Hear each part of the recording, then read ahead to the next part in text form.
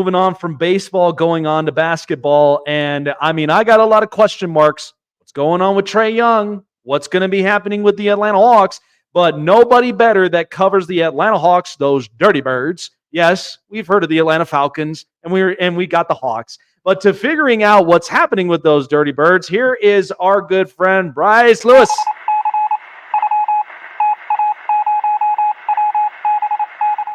So before we really dig in deep with the Atlanta Hawks, I mean, I just am like, we've gone through eras after eras of basketball. Jerry West as one of the many iconics. I mean, it's such a hard feeling because that's already the last couple days that we've lost very iconic people. I mean, Bill Walton, we lost him, and now we've lost Jerry West. I mean, to summarize this up, I mean, when you think of very iconic players who really meant something that shaped the landscape of the sport, that shaped the landscape of the league, I mean, like I said, I think the closest one we could have thought of putting a silhouette there on the logo probably could have been Kobe Bryant. When you think about that with iconic players, I mean, what comes to mind when you think of somebody, and especially someone like Jerry West? I mean, like you said, man, he was the logo of the league, and his impact on this league has been felt for years. I mean, we know what he's done in the executive ranks. We know the success he's had. Everybody knows about the LA Lakers, Shaq and Kobe. That was big for him. We know coming to the Clippers, taking on that challenge and saying, I want to see if I can get the Clippers up to that level.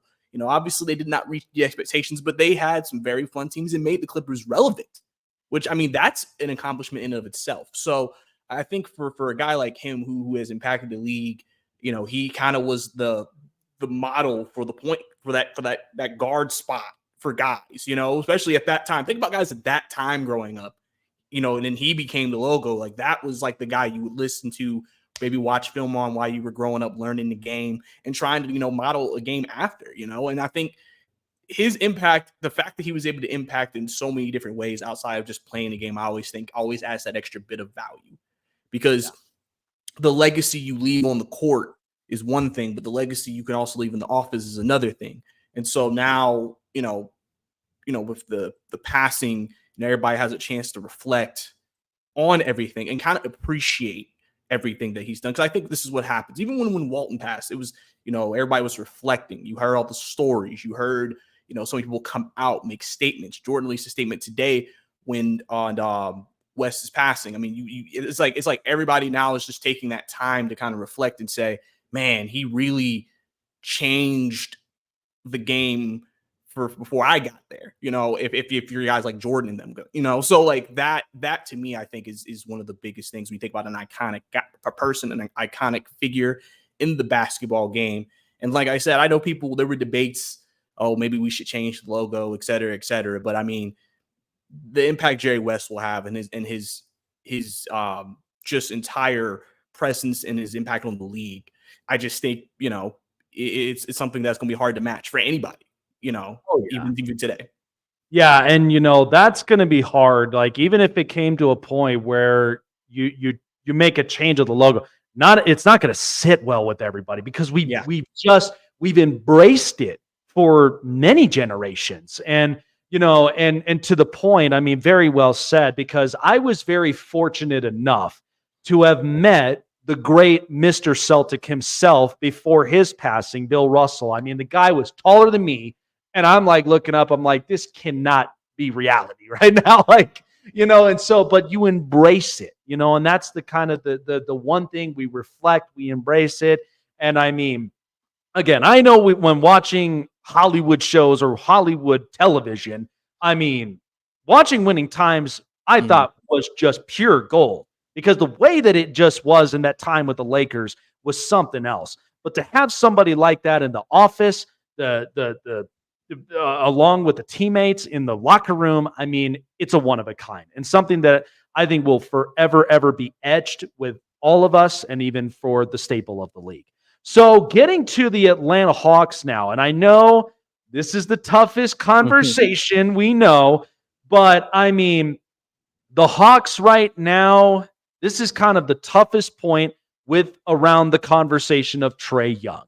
Mm. I know seeing the build with him coming out of Oklahoma and a guy that really like is another generational player at the point. A guy that is amazing when it comes to shooting percentages and a guy that could very much boost up a team.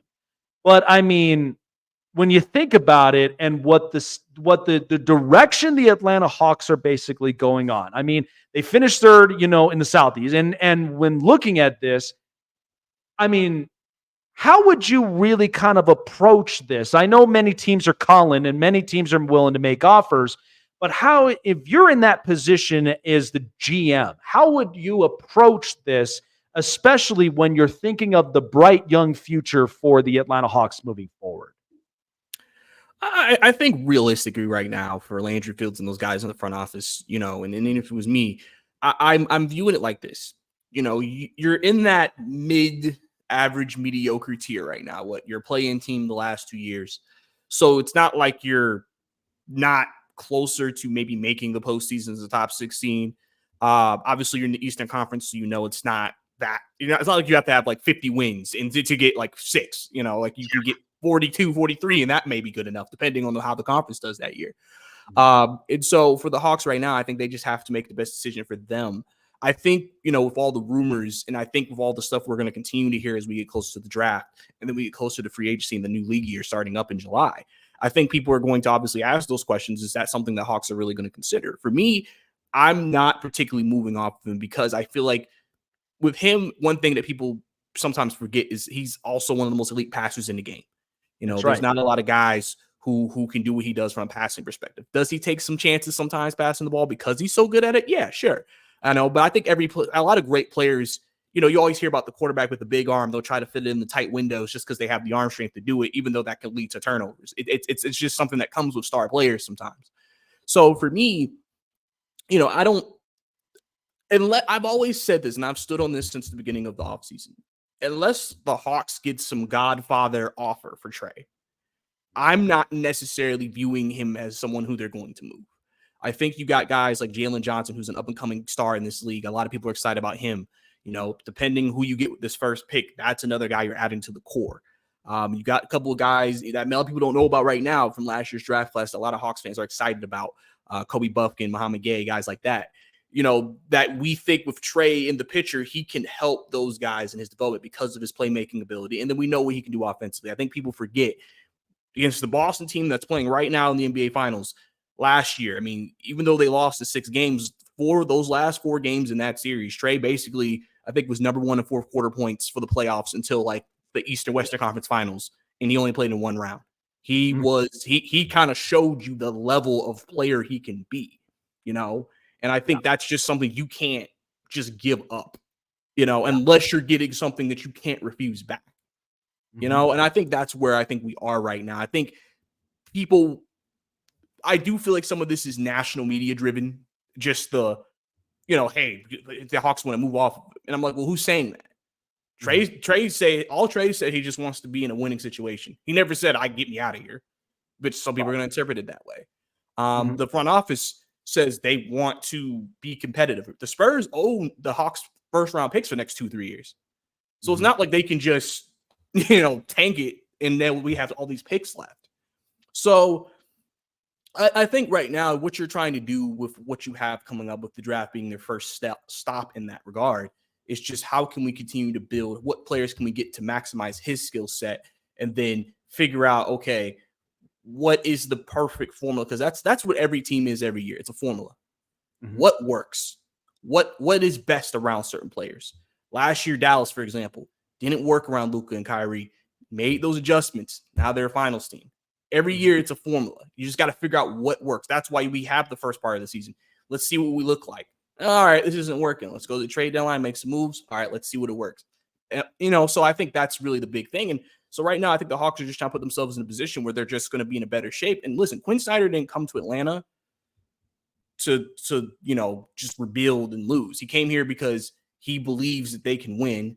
Shams was on Jeff Teague's podcast and said, Trae needs Quinn and Quinn needs Trae if they're going to have success in Atlanta. No, absolutely. And that's a great point. I like it because, Like I said, I mean, when it comes to, the draft and development, I mean, like I said previously, I mean, the NFL, you got guys that are ready to compete right now. And with the NBA, I mean, and I thought this past year with college hoops, I mean, it was an absolute dud in some ways because of just like, who am I really seeing outside of Zach Edey and like a couple of these guys, that could really step up to be the future star.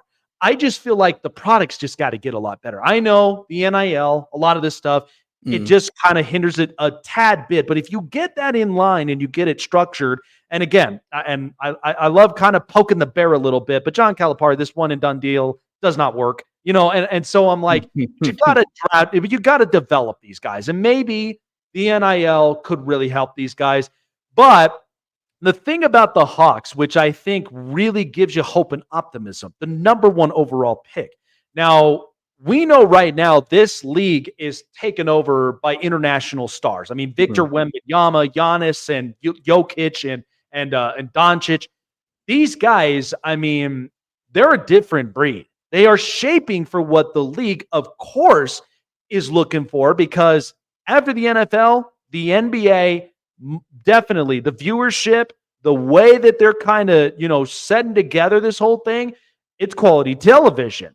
But at the same time, I kind of would like to see some competition from my domestic stars.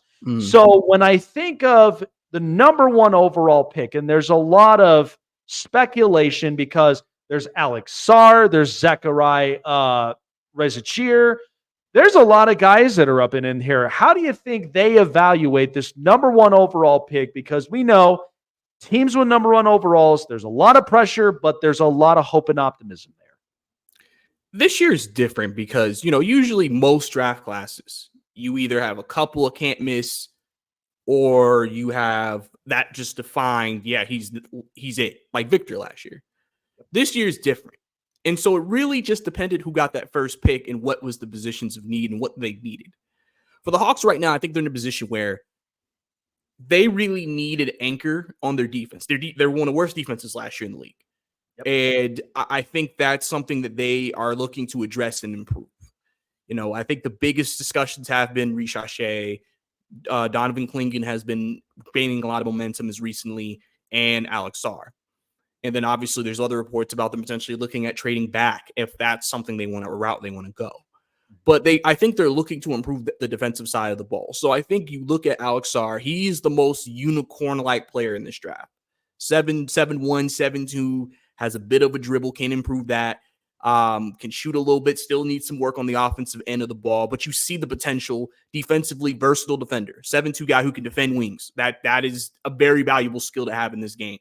And I think, when you see a guy like Kristaps Porzingis, I've said that if you look at the difference in the series between when Dallas played Minnesota and then what they're playing now in Boston, even though Kristaps is out right now, Rudy Gobert is more of that traditional anchor center. Yep. Where if you get him in certain matchups, you can take advantage of him.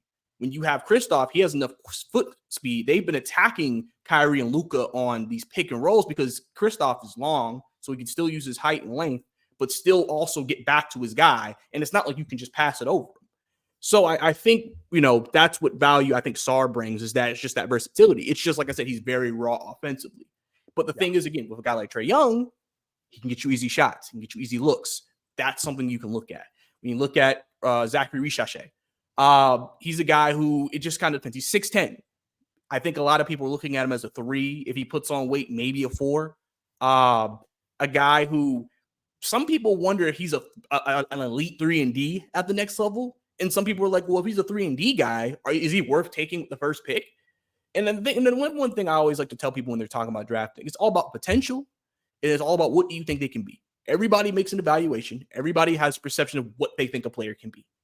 Mm-hmm. And so with Richache, it just, he's the least out of the 3 for me, because I feel like if you draft him, you're probably moving DeAndre Hunter. I don't know if Richache is better than Hunter right now. Like, I don't know how that's going to, I don't know how much of a needle that's really going to do for this team. And I think they need something more impactful. So then I think that's where you have this momentum with Clingan, because Clingan is viewed as the best rim protector in this class, like elite rim protector. He's also 7 foot, just long, he anchored that UConn defense that was dominant for the last 2 years in college basketball. And Oh, yeah. so I think that brings a lot of value. And then Quinn had a guy like Rudy Gobert in Utah when he coached there. So, it's one of those things when you're valuing the pick, it's just about what are the Hawks comfortable with and what do they think can get them where they need to go. Clingan is probably the most ready guy out of the three just because he has a little more experience. He's a bigger player. The other two are skinny. They're sticks. So you have to go through the development of their bodies and things of that nature, which can also hinder, okay, how much do you want to play these guys compared? Riche, you can probably play a little bit more. Sar, we don't even know if he's a center even at 7'2". Some people question if he's truly a center at the next level. So I think these are decisions that the Hawks have to make. And listen, there is a lot of rumors going on, and that's just what happens in the draft time. There's going to be a lot of rumors, and you don't know what's real and what isn't. But at the end of the day, they're doing their due diligence. They're looking at every guy, and they're taking. And I think everybody's in play.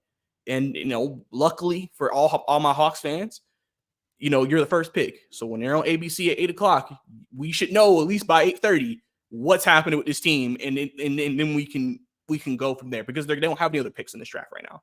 So once that happens, we know, and then we can assess and have arguments online.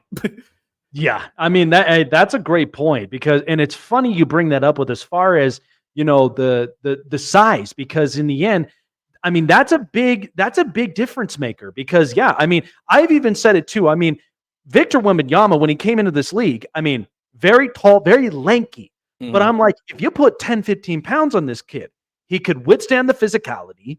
He could also, I mean, when we look at big sizes, even when we looked at Zion at the time, I mean, the guy was explosive. He was built for power by the time he came out of Duke. But the problem of it is that there was no consistency with the power to where he could stay healthy. Whereas on the opposites, you got a guy that's very skillful. You got a guy that's got a lot of promising hope, especially the size and length to defend and rebound. But add a few pounds up on there, then that way, then he can withstand the blows. So that's a great point. I like that. And so that is a big difference maker. And so when I think of the Hawks with it, and I mean, the Eastern Conference is wide open. And I'm sorry to say, but it's like the Boston Celtics, I know, are a deep team in what we're watching right now in the finals. But when I look at every other team in the Eastern Conference, I mean, these are gems because either they got the chemistry and camaraderie right. You got the players that are building to the absolute potential from just a shooting perspective, a defensive, and also a box out type perspective, especially when you're attacking the perimeter and you're defending. So I think those are great key points. And when you think about that with the state of the Eastern Conference, because I did have a guest previously that covered with the Magic on their side. When you think about that with the Hawks, in a conference that I think is wide open, the possibilities are endless where you have that time. You get the chance to really build, develop, and get this team back into consistency, right?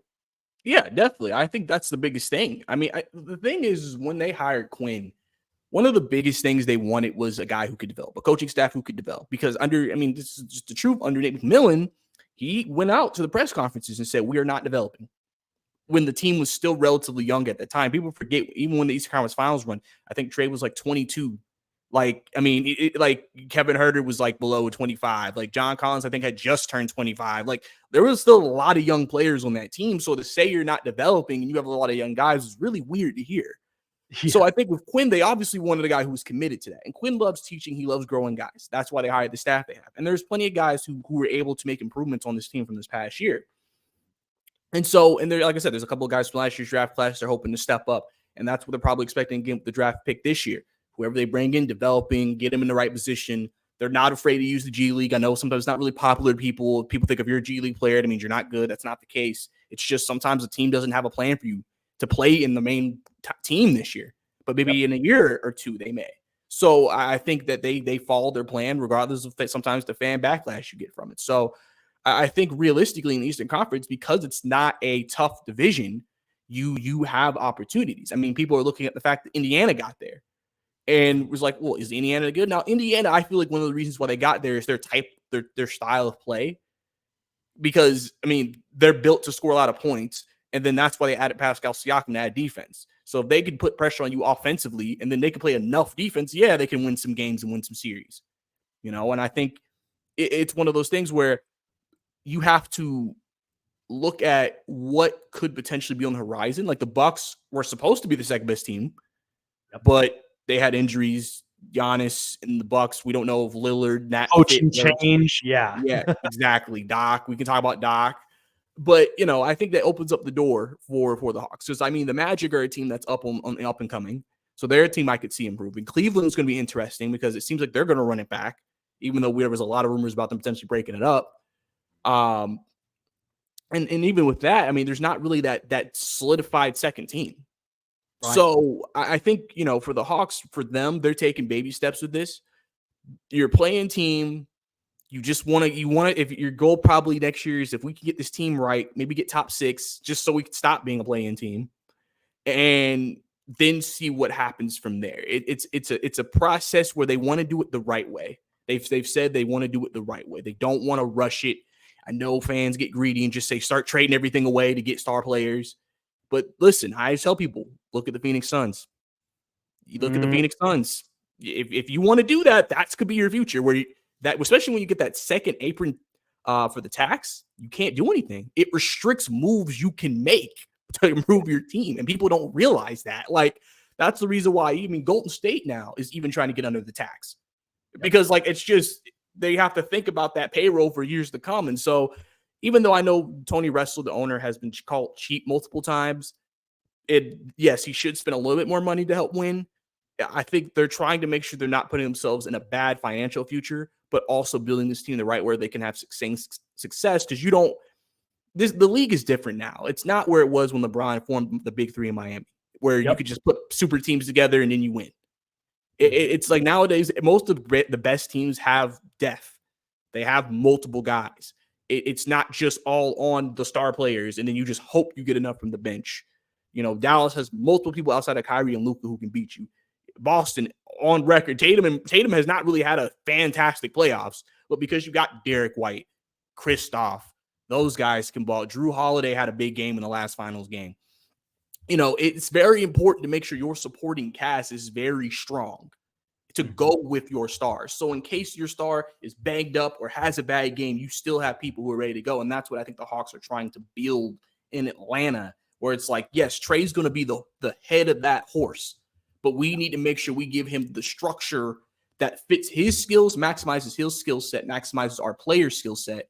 And then we think that can get us where we want to go at the end of the day.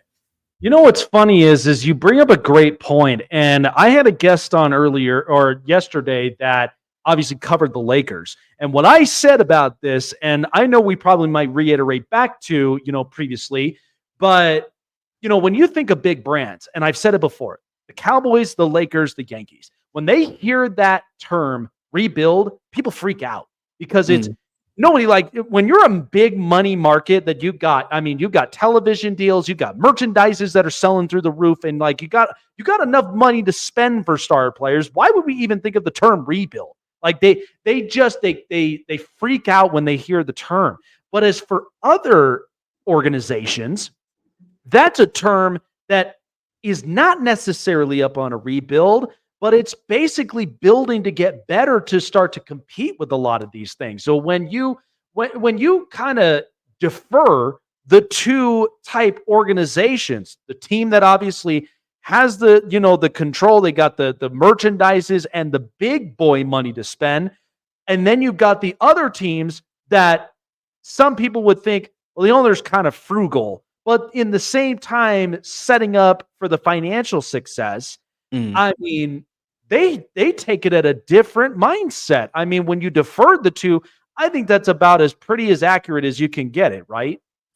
Yeah, I think the thing is too, in those big markets, there's just that you have to. There are so many people who really love those teams. They have huge fan bases, and they always want to be able to say we're good, we're great, we're in the running, everything like that. So sometimes outside of a few players, they really don't have guys that you kind of see the growth. Like if you think about the Lakers, when was the last time there was a player who was drafted there, grew there, became a star there? Oh yeah. Probably what, Kobe? Like realistically, The you only know, successful player. yeah, that I mean, and even that is like, you know, and so for them, they're always looking for stars. That's why they get LeBron, AD. You know, they try to bring in stars. They try Russell. They may try to trade for someone else. Like it's just that's how they operate. Where teams like Atlanta, for a fan base and for a lot of the teams that are in a similar situation, they want that organic growth. That's why Oklahoma City, you know, I've always said Oklahoma City always has, it feels like they always have a bunch of young talent. I've never That's looked at Oklahoma City as just super veteran teams because they have right. guys that develop there, they grow there, you know, and they become a household name in that market, which then connects the fans more, which then is why the fans then invest so much into the team. It's not like we just throwing people on there and it's like, well, I guess we'll like him for the next 2 years. They have us a impression that they're going to be there for a while. And I think when it comes to Atlanta's situation, I think Atlanta hasn't had a star like Trae Young since probably Dominique Wilkins in terms of draft, in terms of like being there. Mhm. And I think the way the city views itself in the media is that, I mean, at the end of the day, the truth is just the national media doesn't really care about the team. I mean, that's just the truth. Um, and I think Trae, I think especially with the Luka trade on draft night, I think a lot of people have been very negative about him, about his play, ready to say he's not good, ready to say he's overrated, ready to say that he'll never be someone you can win any game, win anything with, right? And listen, people can go back to 2021, and Trae said, a lot of people have said if Trae never got hurt, Hawks might have been in the finals that year, you Yeah. know? And so, and if they were able to be at that point with him leading the charge, then why can't they do it again? You know what I'm saying? So I think the city and the player relates very well together in that regard of kind of like, oh, nobody believes in us. So we want to show the media and the national market what we can do. And so, and I think, because I think when you deal with the big markets, the media wants them to be successful. They already want them to be great. It doesn't matter if they're 500 basketball club, they're getting dominating headlines. That's why people feel like they hate ESPN and all these places, like was back when maybe we grew up watching sports and they were like, just, you had the little thingy on the side on ESPN in the morning and, you know, they go through it with these what segments are coming up. It felt like they cared about everything, where now it's like they're just focusing on big names and big brands because they feel Mm. like that's what generates ratings for them. And And it's so kind of, yeah. it's definitely something that's interesting to talk about in that comparison between a big market and a small market. But at the same time, I think it's something that as a fan, I think you're going to be more invested in a team coming from that development mold than a team from the big market mold. Because really, you're such a diehard fan of the brand, where I feel like with the smaller markets, the fans are just a diehard fan of just the team, the culture, the people, the city. It's like all of it is involved in it. You know, it's a much deeper process, if that makes sense. Oh yeah. No, it makes a lot of sense. And you know what I say is, and I think this is great. And I've even preached this to, many people that I know in sports, whether, big time athletes and such. You know what's funny is so much exposure tends to be a little bit of distraction. Less exposure tends to be more focused. They tend to really, attack it at the right moment. But a quick note before letting you go, could you have imagined? I mean, when I watched the Hawks team, I watched the Hawks. Could you have imagined with that roster where you had Al Horford, Jeff Teague, Josh Smith, and Paul Millsap, of what could have been with the Atlanta Hawks if they had just had a little bit more? Could you have imagined that with that roster? I mean, it's one of those things where, people, it's always like they just need that star. And it's been difficult for Atlanta to get that star. But if they were able to get it, it would definitely feel like, okay, this is a pretty good supporting cast, pretty good starting lineup. We have some good bench players. We had some guys who were really good. I mean, closest thing we had was 2015 when we won 60 games. Yep. And I know people don't want to acknowledge it because everybody played, but I mean, people forget when we played Cleveland. I mean, that in that Eastern Conference Finals, I mean, everybody says everybody's banged up, but there's a difference between being banged up and being injured. Yes. And I mean, I remember, I think Damari Carroll had like a knee injury. Al Horford had like an elbow injury. Teague had an ankle injury, like stuff that was like actually slowing them down. That's why every player from that team will tell you, like, we were all literally dealing with some type of real injury trying to play. So it's not like you got the fully healthy 60-win Hawks team and then the Cleveland just like knocked them right out of the playoffs. It was a team that was banged up. But no one's going to give Atlanta that credit because they don't even want Atlanta to be there in the first place. And it was LeBron at that time who dominated the Eastern Conference. So, it's one of those things where maybe if we had a star, maybe that could have been different. And that's why I always tell people too, with Trae now in Atlanta, you have that guy who has embraced the city and the city has embraced him. So I don't think the Hawks are just going to move off of him so easily, because I say this is an important time. People are getting into the game, growing the game. They're going to find who their favorite players are. Some people are going to see Trae Young and say, I love Trae Young. And then they're going to love the Hawks. And now you're growing a fan base because you need those guys that you can connect and say, he really got me into the game. Even if he got you into the game or got you into the team. Yeah. Oh, no, 100%. And what's funny is it's really something else. And I mean, I've never been to the South before. I mean, the closest thing I've been to I've been to Atlanta's airport. And that's the only closest thing that I was going for a cruise. But I'm a traveler. I'd love to see what Atlanta's all about. I mean, when I watch the Braves, I watch the Hawks, I watch the Falcons, it's like they are so invested in. Now, this might be a little funny, but even I'm hearing a little bit of some chirps and some little chatters there in the hockey world that they were like, could you imagine if the Atlanta Thrashers made a comeback somehow? I mean, I don't know how the fan base would have taken that, but I'm sure, at that time, it was a little interesting when they were kind of around, right? Yeah, I mean, it was funny because I want to say when they were around, obviously the Thrashers weren't the best team. So fan base was so. I think at the end of their years, they were actually a little bit better before they moved. And so it was interesting. They actually were becoming a consistently decent team and they moved. And then, I think they have a couple months ago approved some plans, or they have a plan in place for if they do indeed get a team back, what their arena is going to look like. Because if you ever do come to Atlanta and you go to a Braves game, I don't know if you've heard the place that the Braves play, the Battery. Yep. Fantastic place. Highly recommended. I like to call it, it's almost like a mini city where they play. Because you have the places you can sit, watch games, eat. You got hotels, you got apartments, you got places you can buy stuff in there. It's like a lot just in that section. Mm-hmm. And so I think if they bring the Thrashers back, that is something they're planning to do again, create another environment like that. And I think there is a lot of support. I think a lot of people are excited if that does actually happen. I think people want it back. I think people, when we got Atlanta United, people wondered, well, how are they going to handle a soccer team?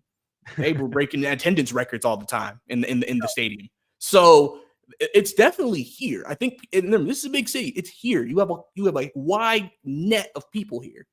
It's just about believing in it and giving it an opportunity. And I think they do have a lot of support for it. Now it's just about, can Atlanta, NHL get on the same page and say, okay, let's do it.